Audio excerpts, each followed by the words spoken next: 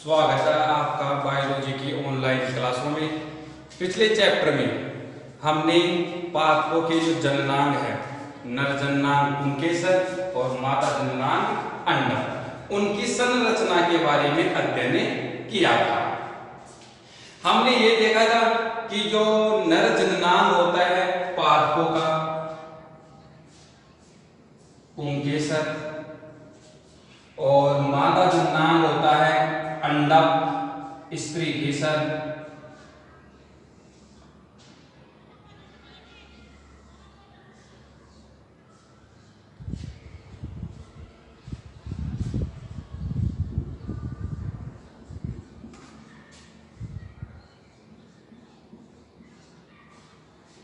नर जननांग पुंकेसर के प्रागकोश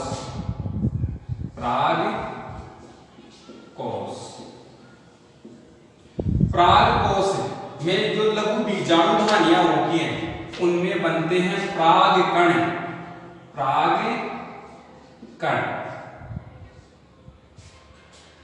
परागकण पादपों के नर युग्मक होते हैं। परागकण पादपों के नर युग्मक होते हैं तथा अंडक के अंदर बीजांड के अंदर बनते हैं मादा युग्मक। अंडक का जो नीचे का भाग होता है फूला हुआ, उसे अंडाशय कहते हैं। अंडाशय के अंदर छोटे छोटे कोष्ठक होते हैं जिन्हें बीजांड कहते हैं।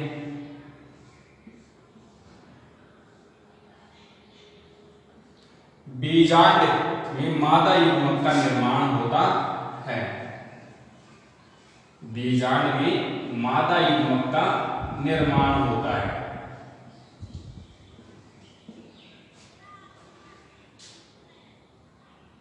परागकोश जब परिपक्व हो जाता है, परागकोश जब परिपक्व हो जाता है तो लघु बीजाणु ध्वनियां या परागकोश की जो पालियां होती हैं वो फट जाती हैं। जैसे ही परागकोश या लघु बीजाणु ध्वनियां फटती हैं, परागकण मुक्त होते हैं और अंडक के वर्तिकाग्र पर आकर गिरे जाते हैं।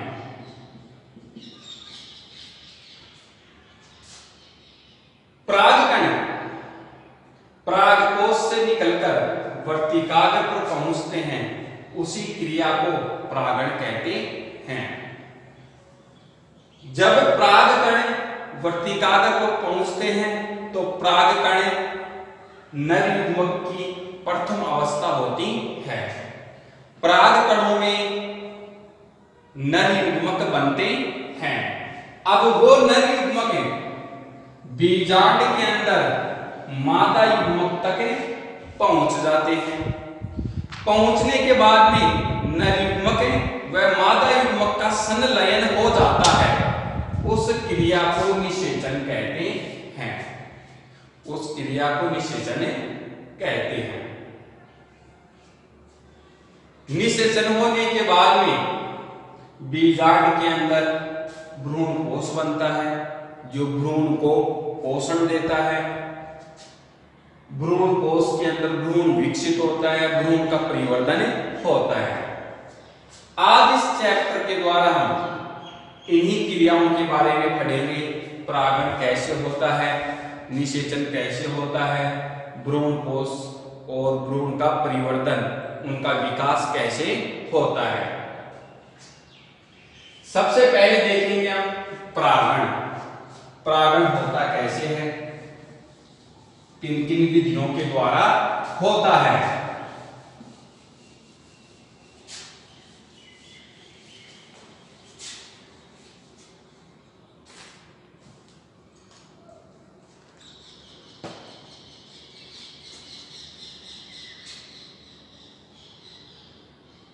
परागण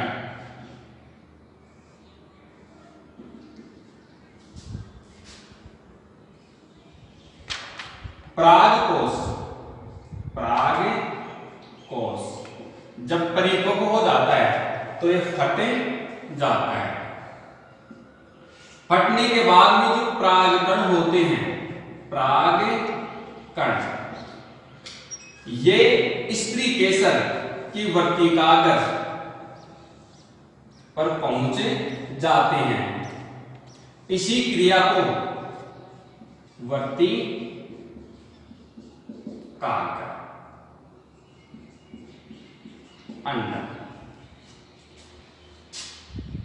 परिपक्व परागकोश से परागकणों का निकलकर वर्तिकाग्र पर पहुंचने की क्रिया को परागण कहते हैं। परिपक्व परागकोश से परागकण निकलकर स्त्री केसर या अंडक की वर्तिकाग्र पर पहुंच जाते हैं तो उस क्रिया को परागण कहते हैं। परागकोश जब परिपक्व होता है, फटता है, तो परागकोश के फटने का कारण होता है इसकी जो लघु बीजाणुधानी होती है। हमने पहले देखा था लघु बीजाणुधानी की दूसरी परत होती है अंतःस्थिशियम। अंतःस्थिशियम की कोशिकाओं को स्टोमियम कहते हैं। स्टोमियम कोशिकाओं के अंदर या ओस्ट कोशिकाओं के अंदर अल्फा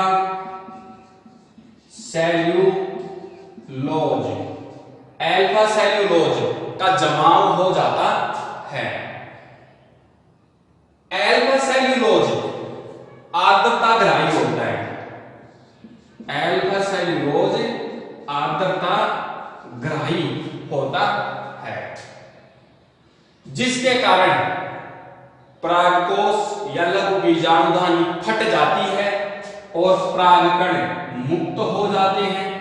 अब ये परागकण किसी भी माध्यम के द्वारा, जल के द्वारा, वायु के द्वारा, कीटों के द्वारा, अपने आप कैसे भी किसी भी माध्यम के द्वारा वर्तिकाग्र पर पहुंच जाते हैं तो उसी क्रिया को परागण कहते हैं। उसी क्रिया को परागण कहते हैं।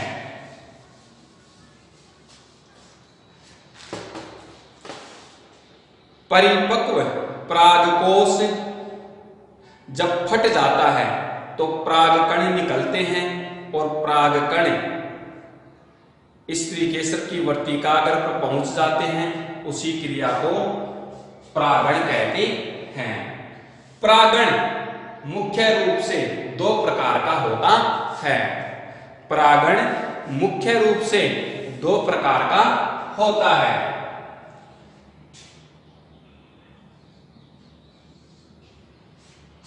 पहला भाग है परागण का स्वपरागण। स्वपरागण।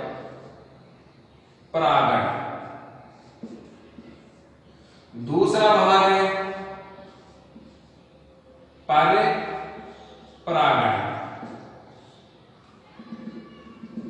स्वपरागण। स्वपरागण के अंदर यदि किसी पादप के जो पुष्प है उनके पुंकेसर से, उनके परागकोश से जो परागकण निकलते हैं और उसी पादप के किसी भी पुष्प या उसी पुष्प की वर्तिकाग्र पर पहुंच जाते हैं तो उसे स्वपरागण कहते हैं। परपरागण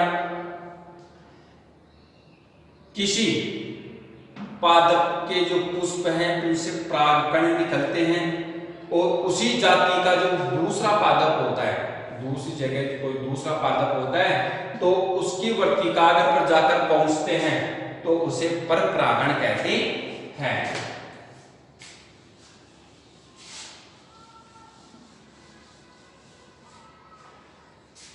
स्वपरागण इसको मुख्य रूप से दो भागों में बांटा गया है। सबसे पहले पढ़ेंगे हम स्वपरागण।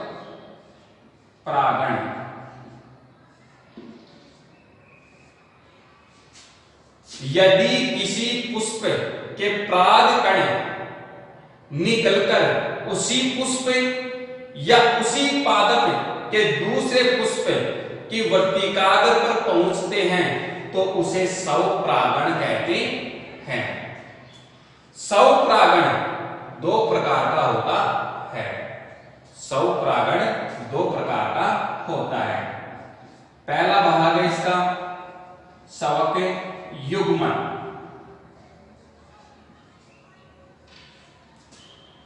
दूसरा भाग है इसका सहजातीय पुष्पी परागण।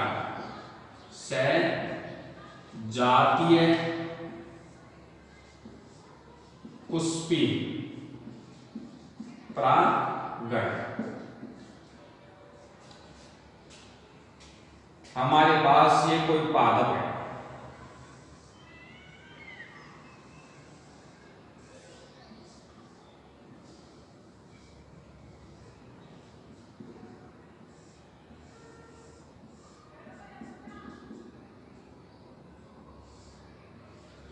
ये पादप का पुष्प है,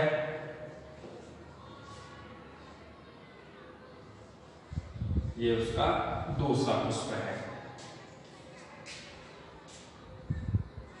पुष्प यदि इस पादप का ये पुष्प है, इससे परागकण निकलते हैं, परागकण,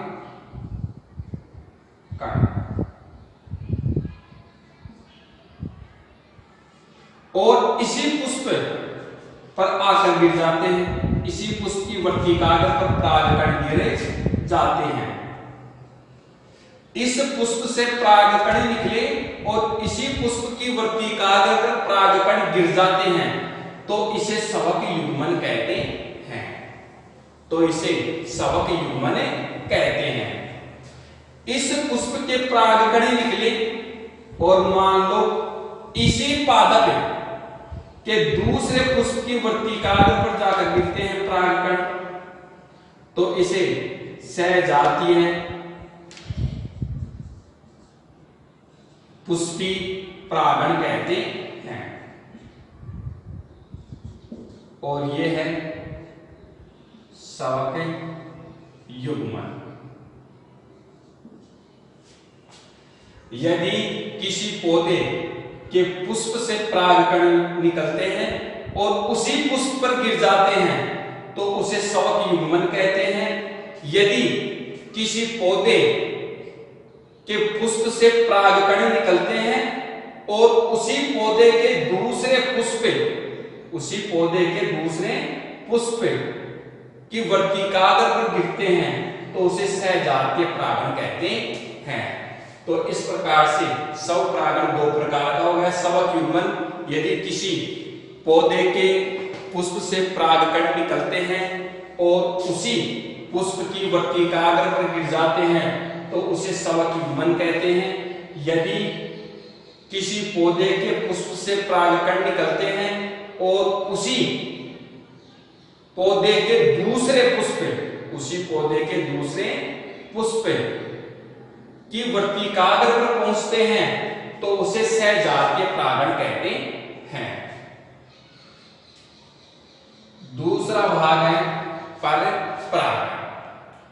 परपरागण के अंदर एक पौधे के पुष्प से परागकण निकलते हैं और दूसरे पौधे यानी कि उसी जाति का यदि कोई दूसरा पौधा होता है उसकी वर्तिकाग्र पर पहुंच जाते हैं तो उसे परपरागण कहते हैं। जैसे मान लो हमारे पास एक पौधा ये है, इसी जाति का दूसरा पौधा ये है।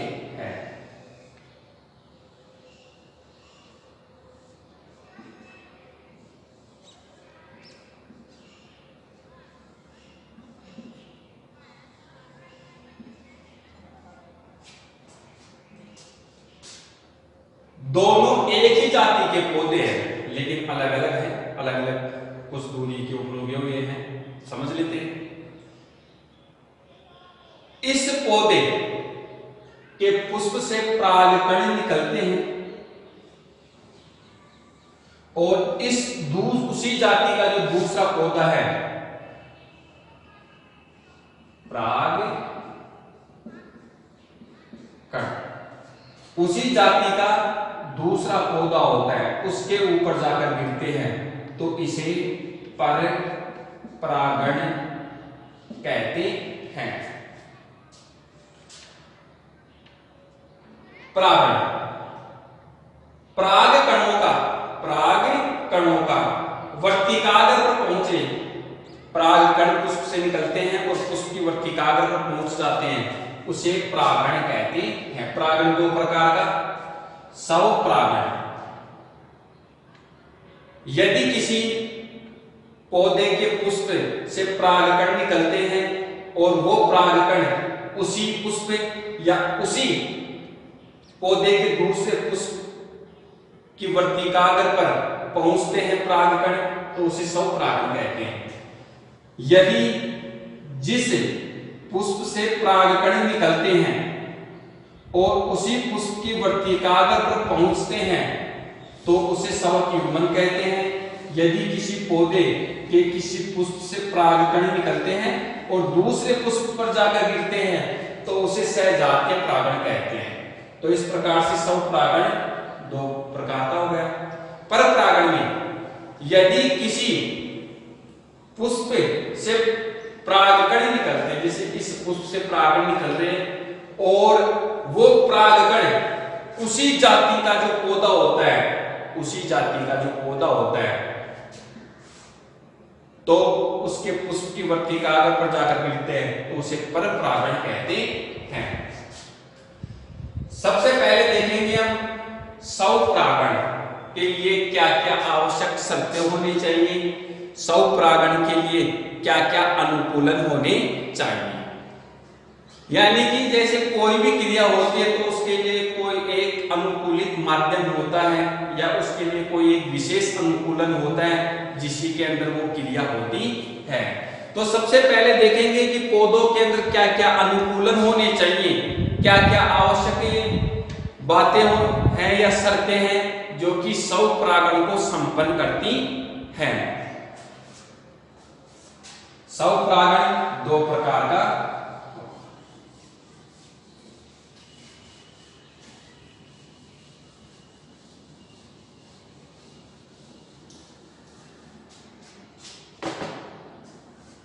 स्वपरागण स्वयुग्मन और सहजातीय पुष्पी परागण दो भागों में बांटा गया। अब अगला टॉपिक अपना स्वपरागण के लिए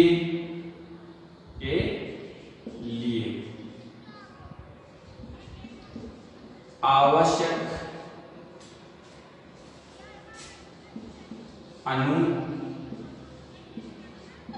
अनुकूलन या शर्तें या बिंदु। भाई स्वपरागण के लिए पौधों के अंदर कौन कौन सी आवश्यक शर्तें होनी चाहिए, कौन कौन से आवश्यक अनुकूलन होने चाहिए। सबसे पहला अनुकूलन है कि स्वपरागण के लिए जो पुष्प होते हैं वो उभयलिंगी होने चाहिए।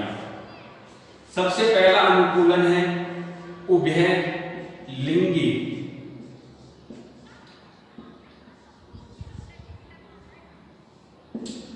उभयलिंगी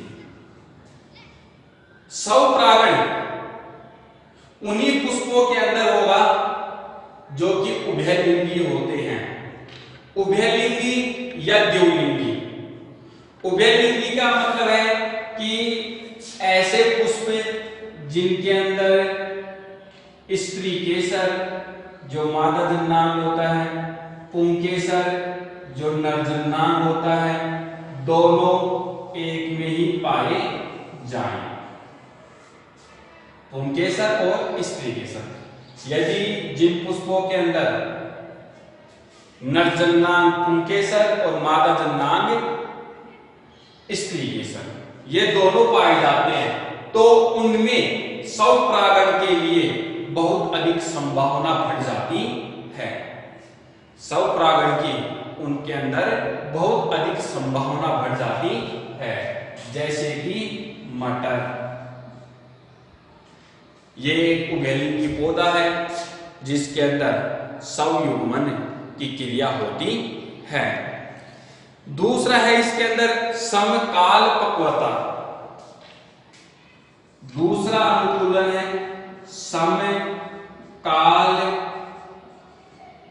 पक्वता।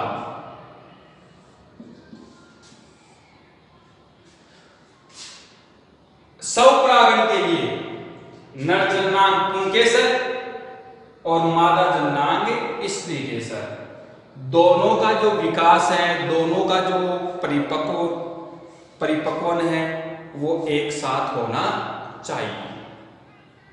यदि दोनों एक साथ परिपक्व होते हैं तो उनके जो नर युग्मक हैं मादा युग्मक से मिल सकते हैं। तो इसलिए स्वपरागण के लिए समकाल पक्वता भी होनी चाहिए। नर जननांग और मादा जननांग का परिपक्व साथ साथ होना चाहिए, एक समय के अंदर ही होना चाहिए। तीसरी शर्त है अनुमीलिता। तीसरी शर्त है अनुमीलिता।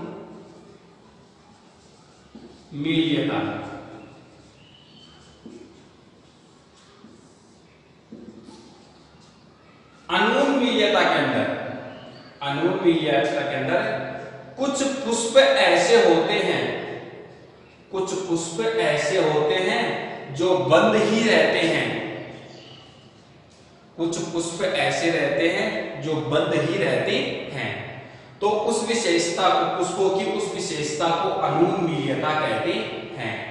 तो जो ऐसे पुष्प होते हैं जो बंद रहते हैं तो ये स्वपरागण के लिए एक महत्वपूर्ण आवश्यक, उनके अंदर केवल स्वपरागण ही होता है और उनमें भी केवल स्वक युग्मन होता है। स्वपरागण का भी केवल भाग स्वक युग्मन होता है।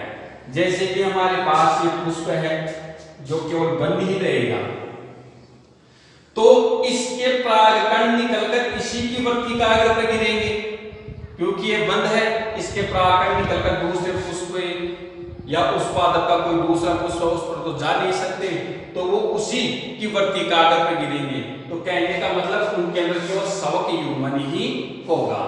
जैसे कि बायोला है, बायोला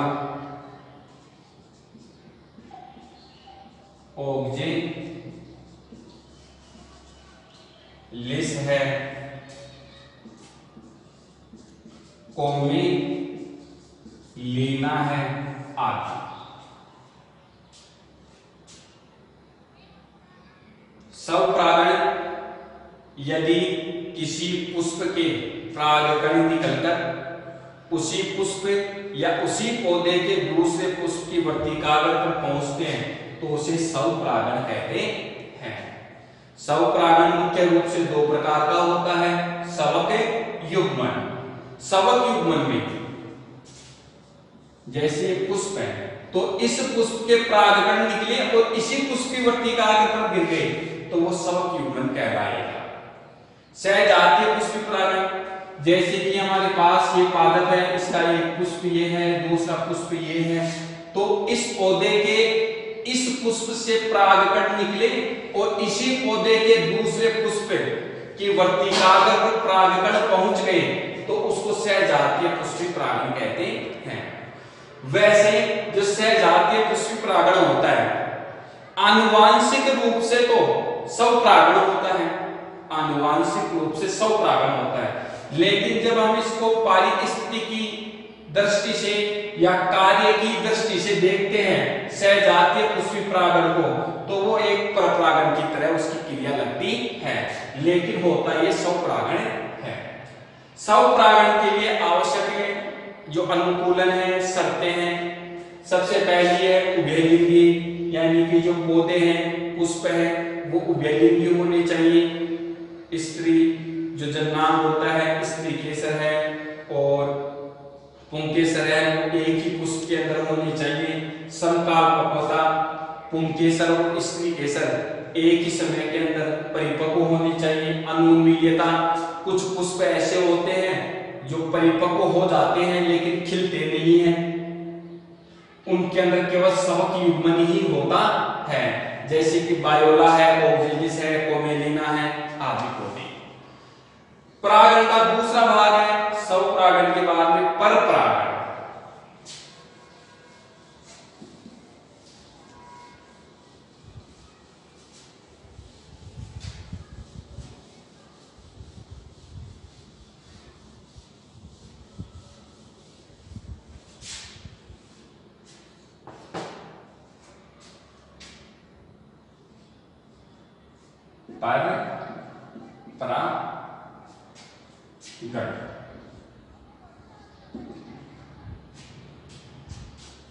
परपरागण में एक ही जाति के दो पौधे होने चाहिए।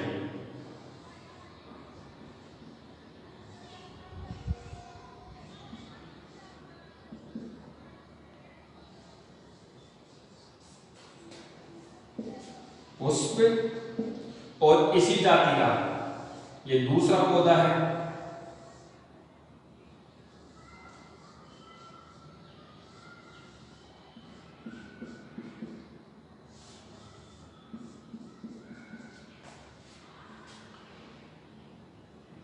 परपरागण में यदि किसी पौधे के पुष्प से परागकण, जैसे इस पुष्प से परागकण निकले, परागकण, और इसी जाति का ऐसा ही कोई दूसरा पौधा है, तो दूसरे पौधे के पुष्प की वर्तिकाग्र पर जाकर गिर जाते हैं परागकण, तो उसे परपरागण कहते हैं। अब जो एक परागकण होते हैं एक पौधे से दूसरे पौधे पर पहुंचते हैं, तो इसके लिए किसी माध्यम की आवश्यकता पड़ती है, जैसे कि कीटों के द्वारा भी जा सकते हैं। जबकि पुष्पों के ऊपर बैठते हैं तो एक पुष्प से दूसरे पुष्प के ऊपर परागकण होते हैं, वो कीटों के द्वारा जा सकते हैं, पक्षियों के द्वारा जा सकते हैं, कुछ जंतुओं के द्वारा भी जा सकते हैं, वायु के द्वारा भी जा सकते हैं, जल के द्वारा भी जा सकते हैं। तो परपरागण के लिए किसी माध्यम की आवश्यकता पड़ती है। जो परागकण होते हैं वायु के द्वारा, कीटों के द्वारा, जल के द्वारा, पक्षियों के द्वारा, चमगादड़ों के द्वारा, किसी भी माध्यम से एक पुष्प से दूसरे पुष्प के ऊपर परागकण पहुंच जाते हैं, तो उसी क्रिया को परपरागण कहते हैं। उसी क्रिया को परपरागण कहते हैं। सबसे पहले देखते हैं कि जो परपरागण है, परपरागण है, इसको मुख्य रूप से 5 भागों में बांटा गया है। परपरागण को मुख्य रूप से 5 भागों के अंदर बांटा गया है। सबसे पहला भाग है इसका वायु परागण। यदि परागकण वायु माध्यम के द्वारा एक पुष्प से दूसरे पुष्प की वर्तिकाग्र पर पहुंचते हैं, तो उसे वायु परागण कहते हैं। तो उसे वायु परागण कहते हैं।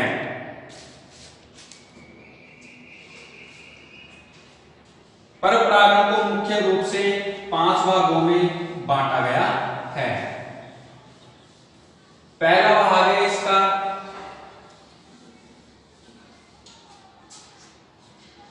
वायु परागण। वायु परागण यदि परपरागण की क्रिया वायु माध्यम के द्वारा होती है, यदि परपरागण की क्रिया वायु माध्यम के द्वारा होती है, तो उसे वायु परागण कहते हैं। वायु परागण परपरागण के अंदर जो परागकण होते हैं एक पुष्प के परागकोश से निकलते हैं। जब परागकोश फट जाता है तो परागकण वायु के साथ उड़ते हुए एक पुष्प से दूसरे पुष्प की वर्तिकाग्र पर पहुंचे जाते हैं। अब जो परागकण होते हैं इनकी जो कुछ विशेषताएं होती है परागकणों की, जो वायु परागण होता है जिन पुष्पों के अंदर, उनके जो परागकण होते हैं वो हल्के होते हैं, चिकने होते हैं और वायु के साथ उड़ करके एक पुष्प से दूसरे पुष्प के ऊपर चले जाते हैं। वायु परागण पुष्पों की जो वर्तिका होती है उसकी भी कुछ विशेषता होती है। वायु परागित पुष्पों की जो वर्तिका होती है वो लंबी होती है, हवा में झूलती रहती है। जैसे ही परागकण आते हैं तो परागकण वर्तिका और चिपचिपी होती है, वर्तिका से चिपक जाते हैं। ब्रुश के समान होती है इनकी वर्तिकाएं कुछ पौधों के अंदर, जिससे वायु परागण की क्रिया संपन्न होती है। जैसे कि मक्का की जो वर्तिका होती है वो हवा में झूमती रहती है, वर्तिका चिपचिपी होती है। जैसे ही परागकण वायु के द्वारा उड़ते हुए आते हैं तो जैसे इसकी वर्तिका से संपर्क में आते हैं तो वर्तिका से चिपके जाते हैं।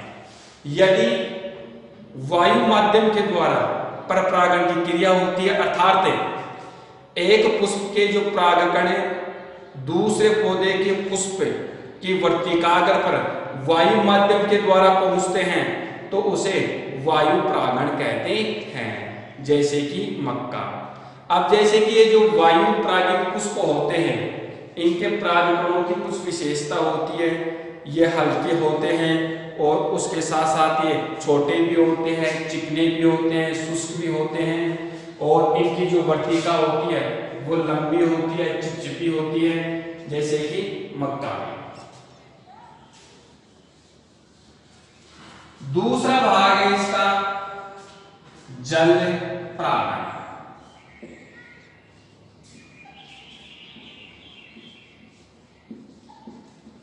यदि परागण की क्रिया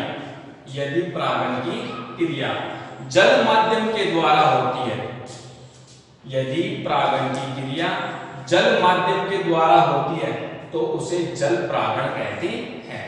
अब इसके अंदर माध्यम वायु में वायु था और जल के अंदर जल परागण है।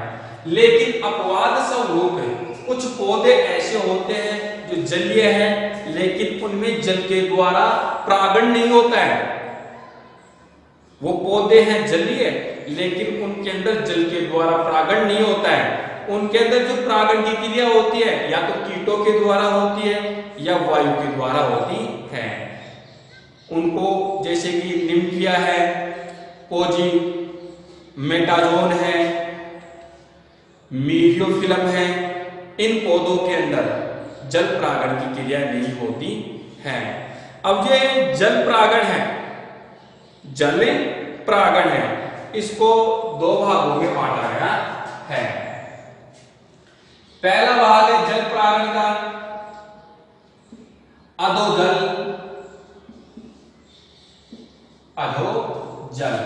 परागण। अधोजल परागण, यदि जल परागण की क्रिया जल माध्यम के द्वारा जो परागण हो रहा है वो जल के अंदर ही होता है, यानी कहने का मतलब है कि जो जल निमग्न पौधे होते हैं, जो जल के अंदर ही डूबे रहते हैं पौधे, उनके अंदर यदि परागण हो रहा है जल के द्वारा तो उसे अधोजल परागण कहते हैं। जैसे कि जोस्टेरा,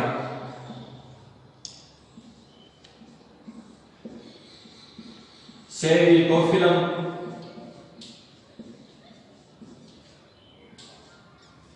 जोस्टेरा जो एक समुद्री घास होती है, सेरिटोफिलम है, ये जो पौधे होते हैं वो जल निमग्न होते हैं। इनके अंदर जो जल परागण की क्रिया होती है वो जल के अंदर ही होती है। इनके जो परागकण होते हैं फीते के समान होते हैं और जल के अंदर तैरते हुए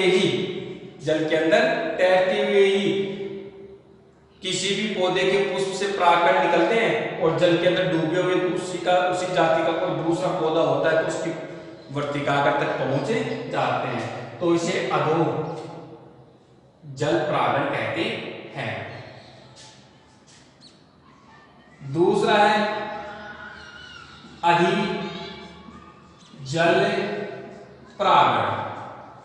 अधिजल परागण,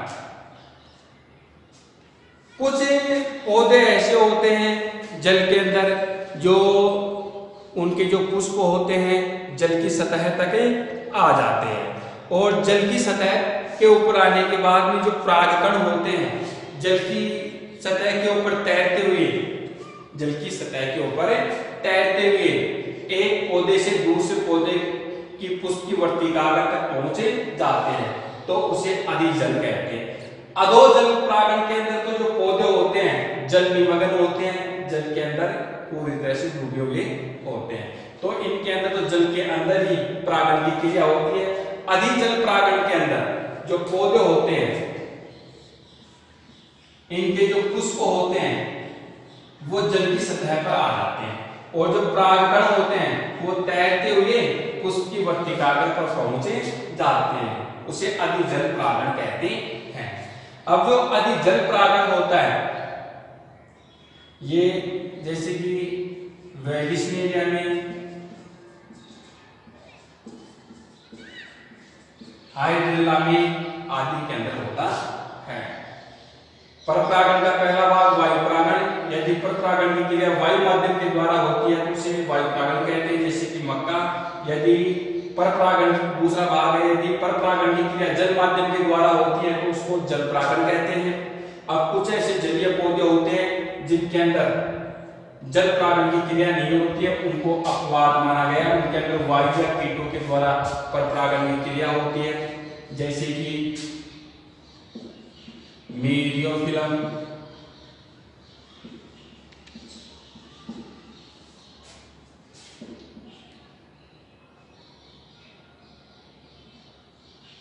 पोजीमेटाजोन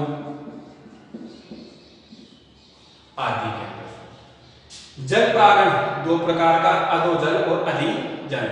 यदि जल परागण की क्रिया जल के अंदर ही होती है, जल निमग्न पौधों के अंदर, तो उसको अधोजल कहते हैं। यदि जल परागण की क्रिया जल की सतह के द्वारा होती है, परागकण तैरते हुए जल की सतह से एक पौधे के पुष्प से दूसरे पौधे की वर्तिकाग्र पर पहुंचते हैं, तो उसे अधिजल परागण कहते हैं। तीसरा भाग है इसका कीट परागण। कीट परागण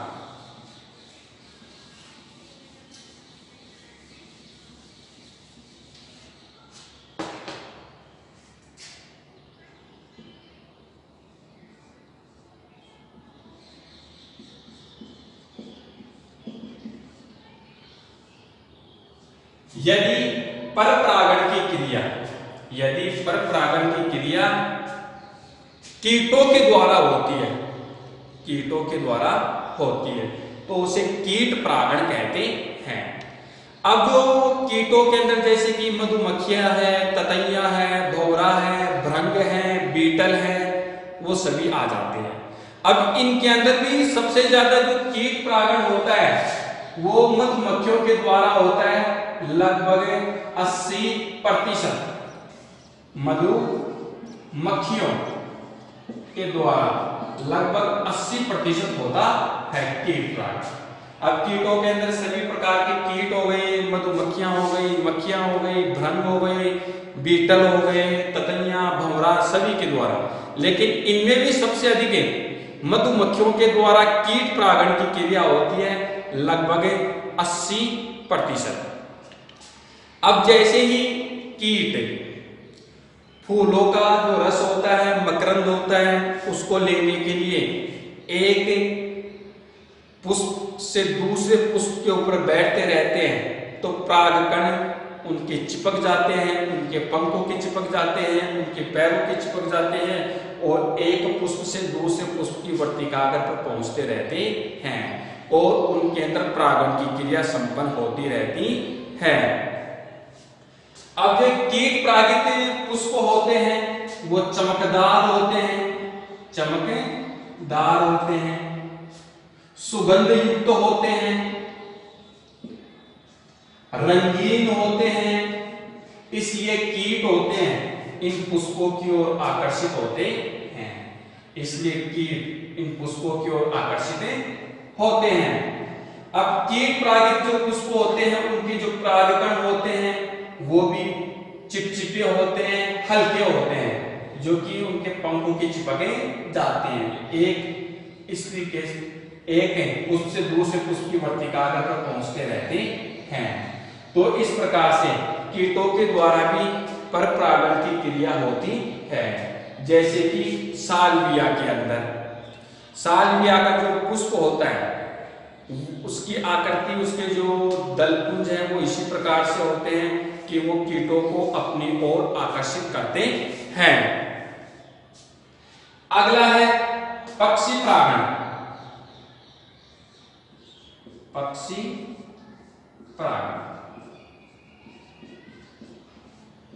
यदि परपरागण की क्रिया पक्षियों के द्वारा होती है तो उसे पक्षी परागण कहते हैं।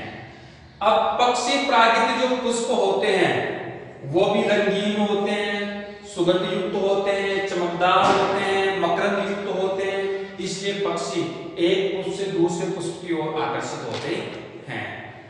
जैसे कि गुंजन पक्षी है, शकरकोरा है, ये पक्षी परागित करता है जो कि परागण की क्रिया को संपन्न करते हैं। जैसे कि तंबाकू के अंदर है, बोतल ब्रुश के अंदर है, इनके अंदर पक्षी परागण की क्रिया होती है।